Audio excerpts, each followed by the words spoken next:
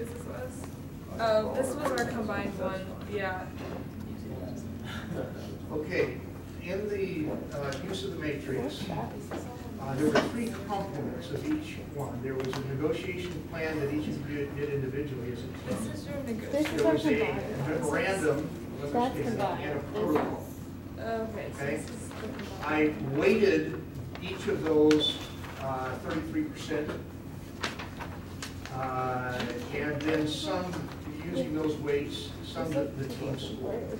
So based on that, then we made the distribution as we described that we would. Okay. So as a general rule, I liked the plans and I liked the memorandum of understanding. I think those were pretty well done. I think that the protocol was not well done.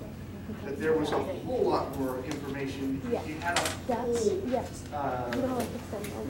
influence diagram, You have all kinds of things that could have been included or in like a that, principle. and generally was not. So the grades on the memorandum were not what I had hoped as a general rule. Okay, the tests have been graded by Yang. I have not reviewed them yet, and so I'm going to review those after class today, and I will send you an email that they're available later on today. Take me a couple hours probably to get through. So that should get those back to you before the end of the day. Okay? Yeah. And so, and also I'm gonna upload the key answer for all the classes for the quiz, so that way it can help you prepare for the test. Okay, very good. Okay, so we are going to begin a discussion of safety today and try to tie that in with the things that we've been discussing in terms of overall governance and the relationships that will be a result of that governance. Okay.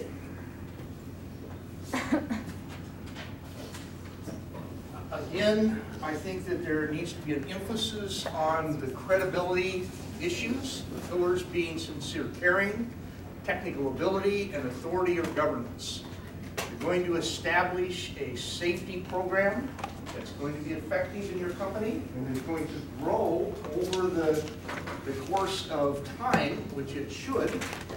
Then you're going to have to focus on those three pillars for your system to become or usually become more credible. Okay, I want to emphasize initially that safety is not a probabilistic risk. It's an inappropriate way to look at it, even though we use statistics oftentimes. Why is it not probabilistic? What's the problem with assuming that safety is probabilistic? Yes? You're assuming that percent can be zero. Yeah, that's part of the problem, isn't it? That we are going to have a certain percent that is going to happen. There's another underlying foundation associated with probability. Yes? You're assuming chance too. It's just a chance it can happen. Exactly, okay? And in the case of safety, it's not at all a random element. It is controlled. It is dependent on what we do. Okay, certainly we can create statistics out of what results, but it's not, we're not talking about independent variables here. It's not independent of what we do. So it doesn't fit the probabilistic model, if you will. Okay, and we can govern it. So safety can be engineered, and incidences are always preventable. Rather than probabilistic, it is our job, and hazards must be identified by mechanisms, and prevention motivated by potential or consequence or impact, are caring about the impact. not all are created equal, but there are certainly thresholds associated with what we need to understand and be effectively managed. Okay? Thresholds in terms of where history has shown that most of the instances occur, where do we need to focus, okay? And how do we need to effectively manage so that we can avoid these things? And again, I think that it is appropriate to mention that being in an executive position and responsible for safety, as most executives will claim that they are, my particular responsibility at Warren Engineers and Constructors was safety, and included safety, that realm, as a primary responsibility. And we achieved a couple of years, the highest ranking in the nation for engineering, procurement, and construction contractors. Received the top safety award. First year, we had achieved 5 million man-hours without a lost time incident. And that continued, and we achieved 8 million man-hours. This was over a period of 5 years with no lost time instances. Okay? So we can, well, of course, we did have a lost time incident then, and it held up our record. Okay? So, but it was preventable. What we did, what we let happen, we had to look in the mirror and say, why did we let that happen? Okay. I want to talk about the perception of hazard and how maybe that may differ from reality. And that awareness really involves some engineering judgment.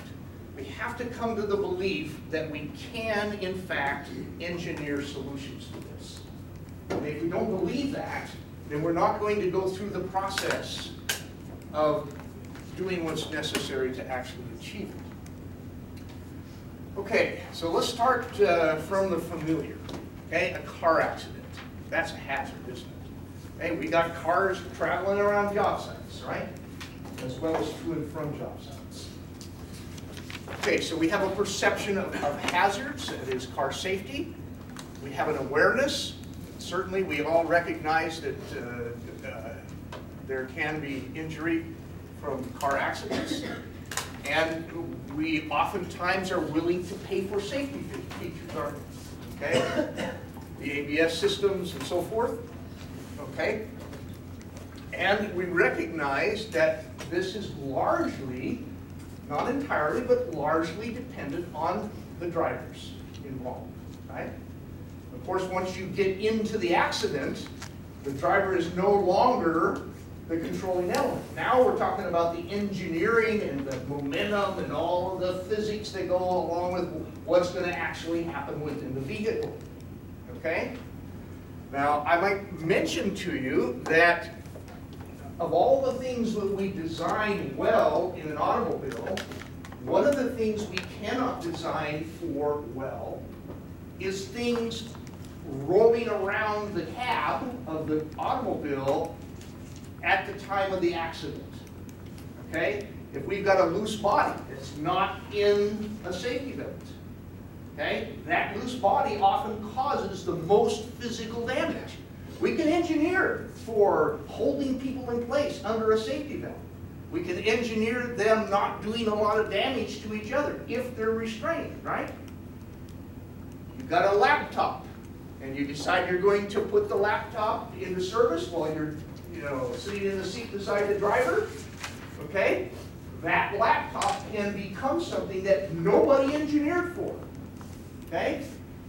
I was actually driving with my son, didn't recognize that hazard, and my son had just got his driver's license, 16 years old, and we were driving down to a consulting appointment in southern Michigan. And he was driving. I wanted to give him experience driving, and he turns to me and he says, "Dad, would you mind if I put a CD in the CD drive?" And I said, "No, go right ahead." He said, will you drive while I do that? I'm sitting in the driver's seat. Oh, sure. So I'm driving, right? And he's putting the CD in, and I look down for a minute to see what he's doing, and in the meantime, I veered off the road just slightly onto the shoulder of the road. He looks up, and he sees a bridge above it. And to this day, we don't agree on how far away that abutment was. That's a matter of a family discussion. But anyway, I think it was way far away. He didn't think it was so far away. But anyway, he took the wheel and immediately turned it like this, never even hit the brake. It was on cruise control. We drove through a abutment on the side of the road, not an abutment, but a guardrail on the side of the road. Down through the forest, we took out oak trees, this big around, going 60 miles an hour. Finally ended up nose down in a creek at the bottom of the hill. Okay? Engine still running. Had to turn the engine off. No, we were lucky or blessed, if you will, that the airbags did not go off because I had my laptop on my lap. As it was, it just broke a couple of ribs. If that airbag had gone off, it would have thrust that laptop into my chest and probably killed me. Okay, totaled the automobile. So anyway, I don't know what all you want to learn from that, but the reality is that you need to secure what's in that automobile. It needs to be in the trunk, okay? Or if it's a minivan, underneath a net, right? Because whatever's floating around in there can cause most of the injuries that are likely to occur. Okay? Okay. A lot of other things happen as well. I have a very active conscience. I'm driving down the freeway at a very high rate of speed early in the morning on California Highway 1. And all of a sudden I found myself bounding across the bushes on the side of the road. I don't know how I got there. I haven't ever fallen asleep at the wheel before, but there I was. I whipped the car back onto the freeway, narrowly missed a light pole standard, and something that I had heard came into my mind. And it was a scripture, something I had studied.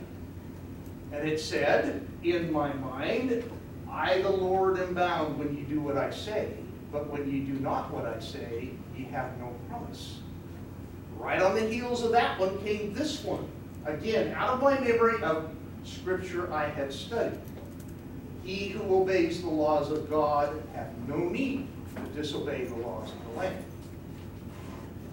Well, again, I think my conscience had warned me that I needed to behave differently. You take that as you will. Each of you, I think, has a conscience, and we need to listen to those voices in our minds that say when we're out of line, and we need to get back in line. Okay? Okay, victims of natural disasters are less likely to buy home insurance. Why? Because they think it already happened, and it won't happen again. We got to understand that there's some perceptions like this that seem to permeate our psyche. Okay, I had an accident. Well, it won't happen again. I can use my laptop on my lap. Well, did I not learn from that experience or what? Okay, we got to look at those kinds of perceptions. Okay, an incident happened on a project site where there was a rotating piece of equipment, and an individual took his finger, or had mistakenly put his finger into the rotating device. Sometimes you can't, if something's rotating quickly, you can't see that it's rotating, right? And so the individual had somehow got his finger through the protective grill and into the rotating equipment, and it cut off the finger. And as the person was being asked, oh my gosh, how did that happen? He said, I took my finger and I went like this, and I put it in, and he stuck his other finger, and then it cut it off too. I mean, you say, oh my gosh, are you kidding me? And yet, these kinds of things happen. We have a different psyche. You know, that it can't happen again twice because it happened once. You know, like, I don't know, meteors only fall in one place once, one at a time, or lightning only strikes one place. It isn't so. Lightning is attracted to physical conditions that can be repeated. And we do get lightning striking frequently in similar locations. Okay, sometimes the exact same location. Okay, so we might ask ourselves, what's the biggest life threat to us now? Is it Ebola? Is it a campus shooting, an auto accident, an incident on our internship? How many of you have been through OSHA 10 training? Anyone not been through OSHA 10? Did you raise your hand? Yeah. You have been through OSHA 10. How many have been through OSHA 30-hour training? Nobody yet. Okay, well, you need to get that. Okay, don't shortchange yourself. Get that training, and then go through the additional training that's offered by your companies, and pay a lot of attention to that kind of stuff. You need to manage it. You need to understand it, the technology. You need to be credible, right? Be able to recognize and not walk by it an instant, because you're going to buy it. You're going to approve it if you do it. You have to be able to recognize these opportunities. Okay, so how do we develop our engineering judgment about what makes a difference and how to develop the various means? We're talking protective equipment, but we're also talking about engineering process, things that we have to do differently in order to be safe. How do we go about developing our engineering judgment about that?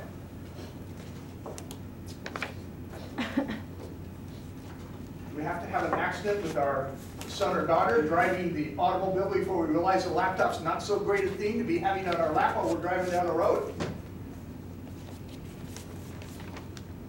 Is it experience that's going to teach us? Or what do we need to do differently? Yes. I mean, just learning from other people's mistakes. They don't have to be just yours, but it's more like researching the past accidents that happened and how they prevent those. Excellent, excellent. Not only things that happen and how they happen, but how could they have been prevented? Where are the systems? Where are the processes? Where are the governance? Where are the attitudes that create the conditions under which people can be safe? There is a lot of study that's gone into that, hasn't there? Whole discipline associated with it. The individual that we had in our company that was our vice president of safety had the equivalent of a bachelor's degree in safety, understanding the illnesses and the protocols and, oh my gosh, a very wide variety of things. There is a lot to be learned, and each kind of a project needs that kind of level of safety understanding available to the project team on the site. Okay? And we'll see as the statistics, as we go through the statistics, that when you have someone well-trained and dedicated to safety, as long as management doesn't get in the way of them doing their job, which is challenging sometimes, okay, the level of safety goes up profoundly on project sites. Okay, so they haven't said a thing about Ebola all week. The epidemic must be over. Okay? Wow. Our perceptions versus reality sometimes are not the same, are they? Remember the project manager walking out on the job site and looking at those at the erection process, and not having the information flowing back that he could understand and realize it, hey, this is not under control at all. Just looking at it, oftentimes we do not have the information transparency we need to effectively manage. So we have to be more proactive in getting that created and sustained. We may not know, for example, that a near miss has occurred on our site. And nobody wants to talk about it, right? Or we may have set up some kind of a governance thing where we're just sick and tired of the project having safety instances. So executive, this is really a situation. An executive comes down with an edict.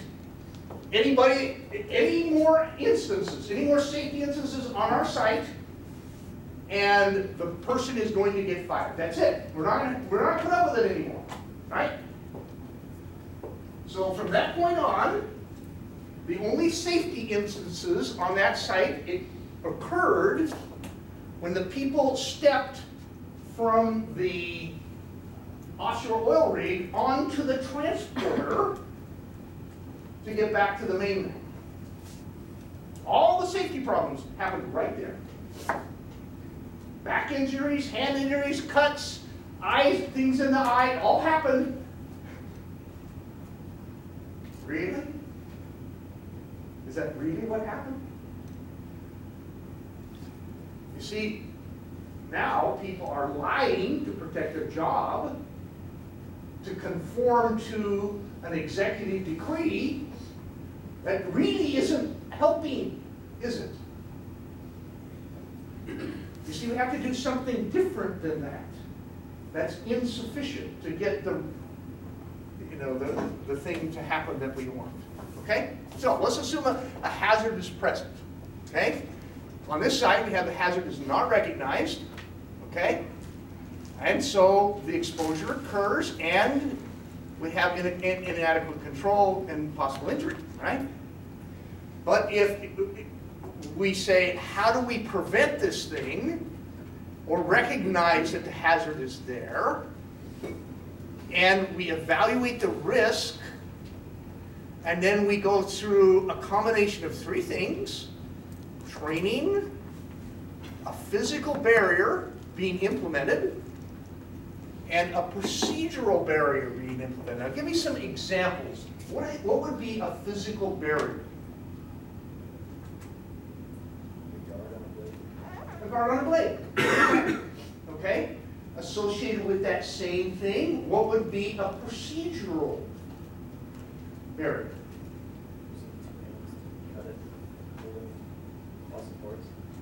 Okay? Or looking somehow at how we feed something through it and which direction it's going to kick if it grabs, right? And staying out of that and actually pushing it so that it's not going to kick and throw the wood into us, but it will kick it out the other side. Or put a slight taper on it, if that's acceptable, okay? So that it doesn't ever grab, right? Okay? Process and physical guards. Usually, not always, but usually it takes a combination of those. And then, in addition to that, we have to teach the people about why and physically how to, when it applies, and how to install that and go through the process, right? That make sense? So all of those are required, okay? And if we do that, then the exposure is still the same. We have adequate control so that we don't get the injury occurring. That make sense? Okay? So what you need to become expert in is all three of those issues. All four of them, really. That is 5. Recognizing hazards, evaluating the risk, and that says what might happen, right? Okay? Then, how do we prevent it from happening? Okay? with a combination of physical, procedural barriers, and then how do we bring people up to speed so they actually do it, right? And of course, then we have to have some governance systems to assure that they do. So, okay. So, safety mitigation is really a culture. How do you know that a safety culture exists? You're walking on a job site, you don't want to be like the project manager that looks at something and doesn't recognize what is, right? How do you know what your safety culture is?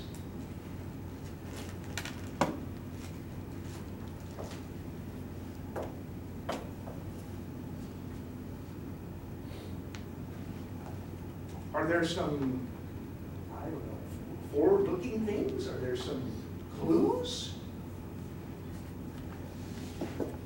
Okay, this is not a, a slam dunk thing, is it?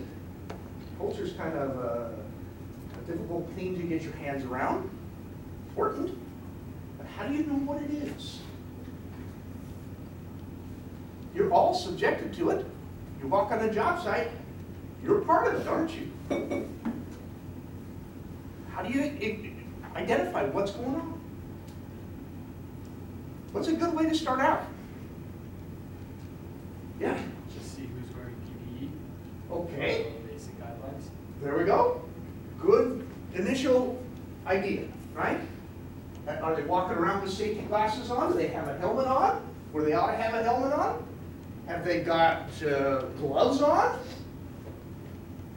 Basically, we came to the conclusion that you gotta have gloves on if you're walking out on the job site at all on these major EPC projects. Okay? Okay, so are they wearing appropriate PPE? Very good. What else is part of that safety culture? Yeah? Are there like signs posted to like,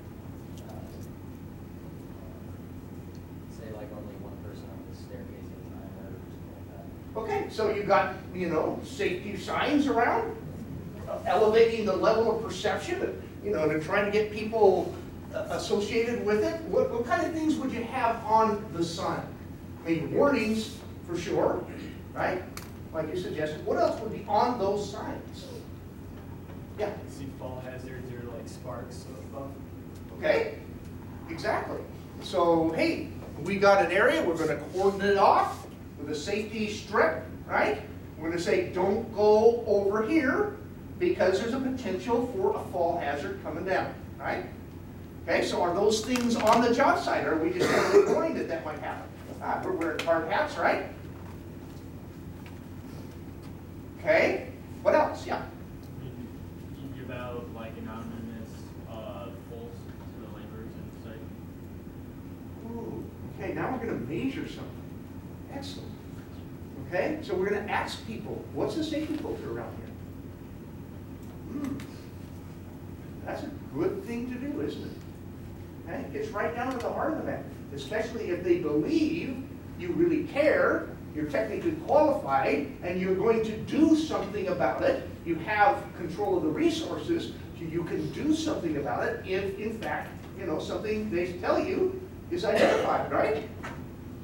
Yes? Sometimes on my job site, people who would most not follow the safety culture would be the laborers themselves, like not wearing gloves, or just refusing to wear hard hats in some situations. It would be hard to, how would you deal with that, I guess?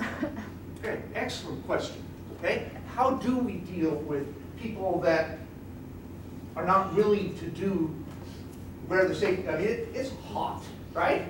That hard hat is not a comfortable thing to wear. Gloves sometimes are very obnoxious to try to deal with, right?